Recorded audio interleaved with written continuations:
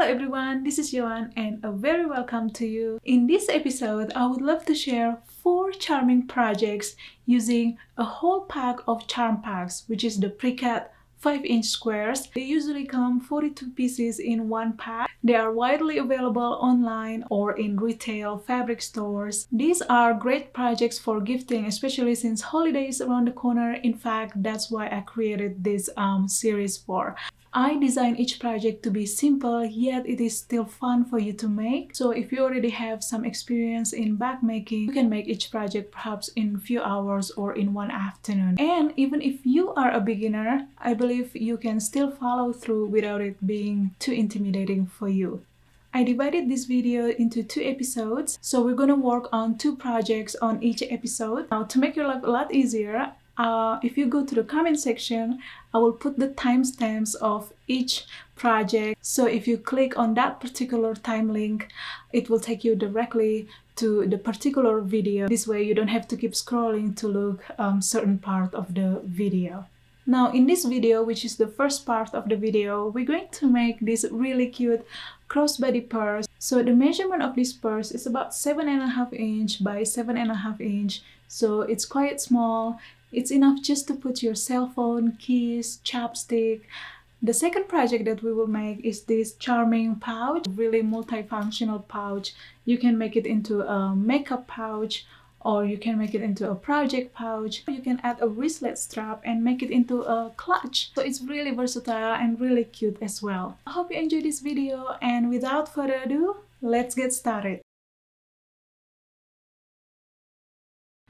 Lay out 4 charm packs for each front and back exterior shell of this purse, just like shown here. So this will be my front exterior and this one here will be my back exterior. Now go ahead and piece them together with 1/4 inch of seam allowance.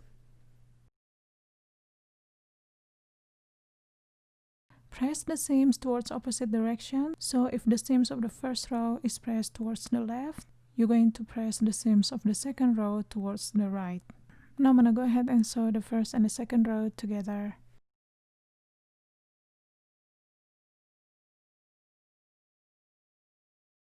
Alright, now I'm gonna go ahead and sew the back exterior together. So I'm going to use the same interfacing throughout all the projects in this episode, which is the combination of the fusible woven interfacing and the Fusible Fleece. However, feel free to use any interfacing of your choice.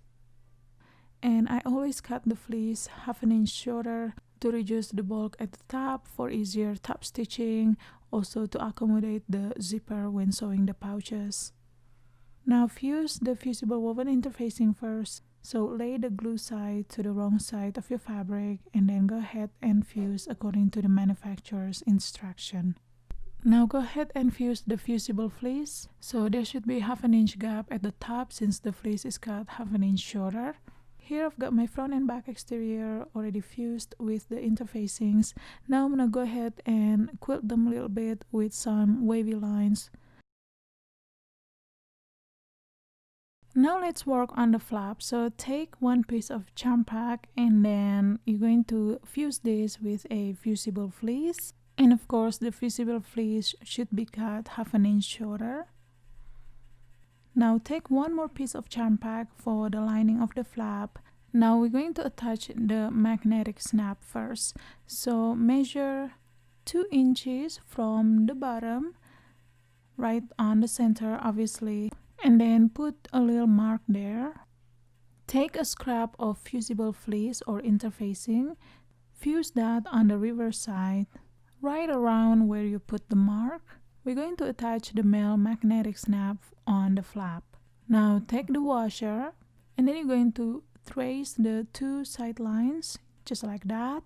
Now I'm gonna take my seam ripper and then cut through those 2 side lines. Now I'm gonna go ahead and insert the 2 prongs of my magnetic snap into the holes that I just created.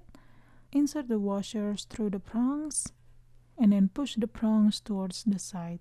You can also use pliers. Now take the flap exterior and then lay them right side together and then sew the sides and the bottom with 1/4 inch of seam allowance.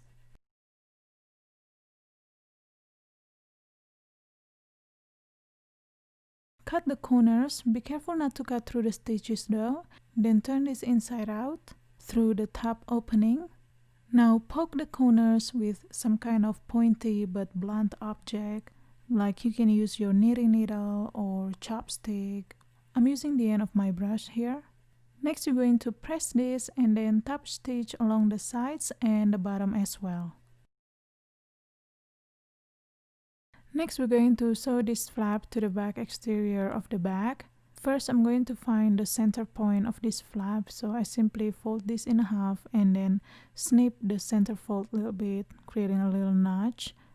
Then I'm gonna lay this flap on the right side of my back exterior, matching the notch with the center seams. Pin them in place and then sew with 1/4 inch of seam allowance. To box the corners of this bag, draw 1.5 inch squares on each bottom corner of all the back pieces and then cut. Once you've got your front and back exterior pieces ready to go, it's time to assemble them. Now you want to lay them right side together and then secure them in place with some fabric clips. And then sew the sides and the bottom as well with 1/2 inch of seam allowance.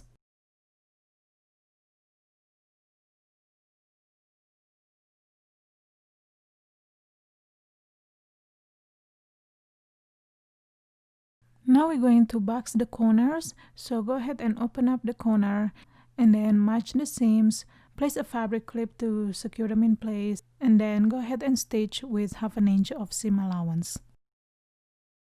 And you should end up with something like this. Now go ahead and turn this piece inside out.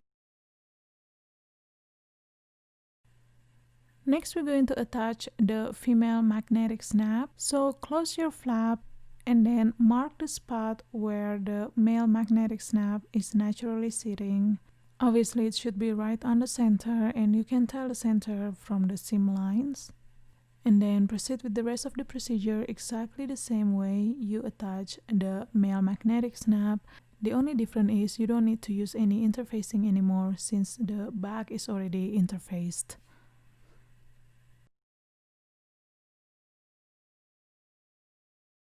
Here I've got 2 lining pieces cut exactly the same size as my exterior pieces.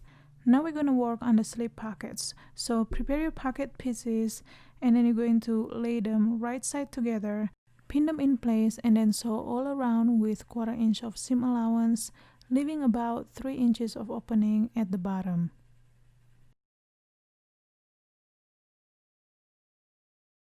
Trim off all the corners, be careful not to cut through the stitches, and then turn this piece inside out through the opening hole.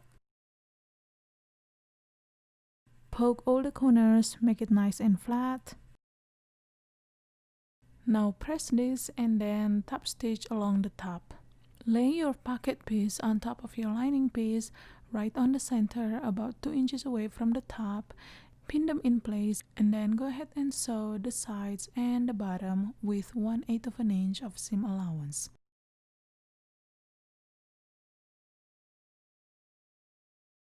Now you want to assemble the lining pretty much the same way as the exterior pieces. However, leave about 3 inches of opening at the bottom to turn this back inside out later. So you will end up with something like this. Now we're gonna work on the strap anchors. So prepare your fabric, fold the fabric in half widthwise and press. Now open the fold and then fold the edges towards the center fold and then press. And then fold everything in half and then press. Now stitch along the edges with 1/8 of an inch of seam allowance. So you should end up with a strip of fabric measuring 5 inch by 1 inch. Now cut the strip in half. Simply measure 2.5 inch and then cut. Prepare 2 D-rings measuring 1 inch. You can also use rectangular rings or O-rings. However, just make sure that the inner measurement is 1 inch. Insert your strap anchor over the D-ring and then place that right on the side seams of your bag. Secure them in place with a fabric clip, and you want to do the same for the other piece, and then go ahead and sew them with 1/4 inch of seam allowance. Now we're gonna work on the strap. So the length of your strap should be 60 inches long. Now if you're using a quilt weight fabric, just like I do here, which the width of the fabric usually only 44 inches, you may need to join two strips together. To do that, you want to cross your strips right side together, just like so, leaving about half an inch tails on both ends. Now take your ruler and draw a diagonal angle from the upper corner, just like that. Place a pin to secure them and then go ahead and sew right on that line. Once you've done that, cut the excess fabric with your scissors about half an inch from the seam lines and then go ahead and press the seams open. Interface your strap with the fusible woven interfacing that you cut 1 inch shorter, so there should be half an inch gap from both ends of the straps and 1 inch gap from the sides. Fold the end of the straps about half an inch and then press, and you want to do the same with the other end of the strap. Fold the strap in half and then press. Now open the fold and then fold the edges towards the center fold and then press. And then fold everything in half and then press. Now sew all around with 1/8 of an inch of seam allowance. And voila, the strap is done. Now it's time to assemble the back. First I want to turn my exterior shell wrong side out and then keep the lining right side out. Insert the lining into the exterior shell. So you want to make sure that the right side of the lining and the right side of the shell should be touching each other. Now I'm gonna secure them in place with some fabric clips, starting from the side seams and then make my way around it. Once everything is secure, go ahead and sew all around with half an inch of seam allowance.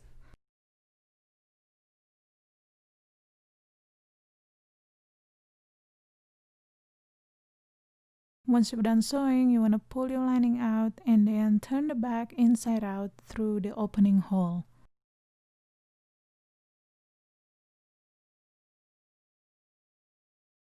Now I'm going to use my Hera marker to press the edges. You can also use iron on low setting. And once everything is nice and neat, go ahead and top stitch all along the edges. You may use 1/8 of an inch or 1/4 of an inch of seam allowance, whatever you are more comfortable with.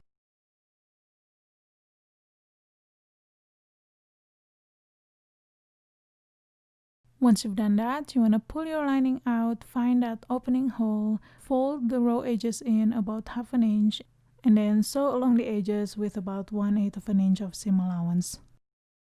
Once you've sewn the opening hole closed, tuck your lining back inside. So the body of your purse is pretty much done at this point. The last step will be to attach the strap to the back. For this, you will need a 1-inch adjuster slider.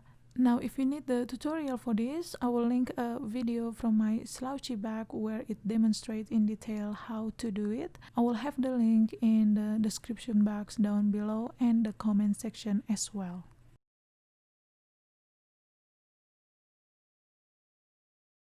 To make the charming pouch, you will need 10 pieces of charm squares.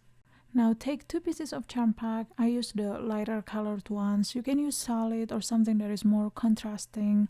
And then you're going to cut this in half. So take your ruler and then measure 2.5 inch and cut. So this will be fabric A and this will be fabric B. Now lay out the patchwork just like shown here. Now piece them together with 1/4 inch of seam allowance.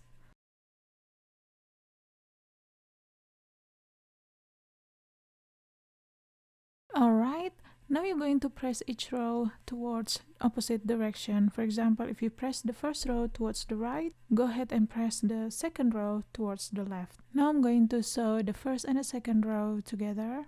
And of course you want to sew with 1/4 inch of seam allowance.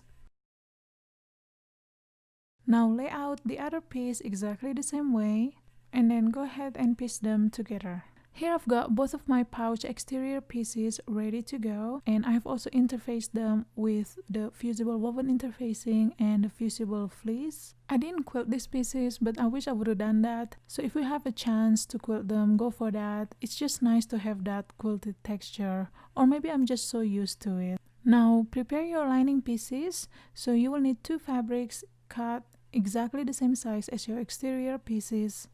Now prepare your zipper. I'm using a nylon coil zipper here, and your zipper should be measuring at least 12 inches long. Now lay your front exterior piece right side up, and then lay the zipper right side down, and then take the lining and lay that right side down.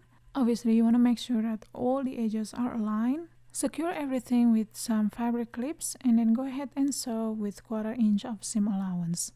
I'm comfortable installing my zipper using my walking foot.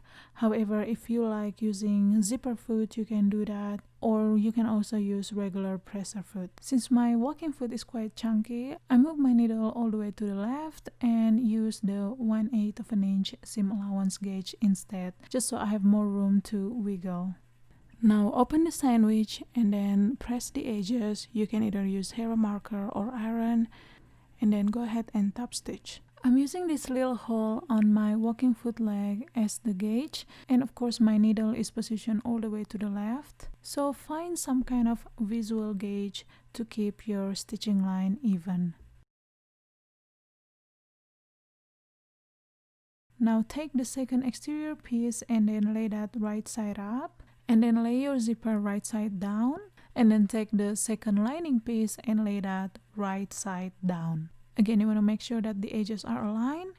Secure everything with fabric clips, and then sew with 1/4 inch of seam allowance. Now open up the sandwich, press the edges, and then go ahead and top stitch.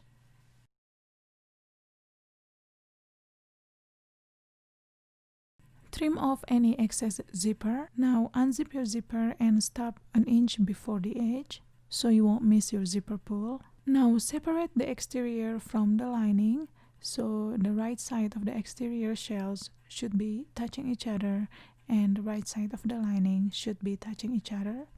Now secure everything with some fabric clips. I like to match the zipper seams first and then make my way around. Now sew all around with 1/2 inch of seam allowance, leaving about 4 inches of opening at the bottom of the lining. So you want to use 1/2 inch of seam allowance to do this.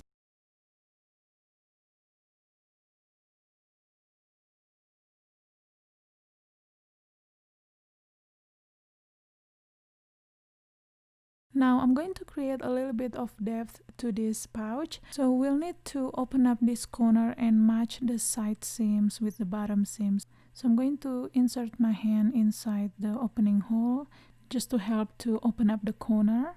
Once you've matched the side seams with the bottom seams, you want to go ahead and sew about 1 inch away from the edge. Trim off the excess fabric about 1/4 inch away from the seam line. So you want to box all the corners including the lining, and once you've done that, go ahead and turn your pouch inside out through the opening hole.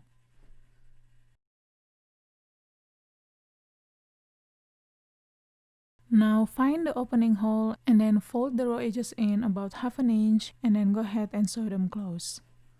Once you've done that, put the lining back inside, and voila, the pouch is done. Alright, so that's it for the part 1 of this charming project video. Now you can go on and continue with the part 2 video, and happy sewing!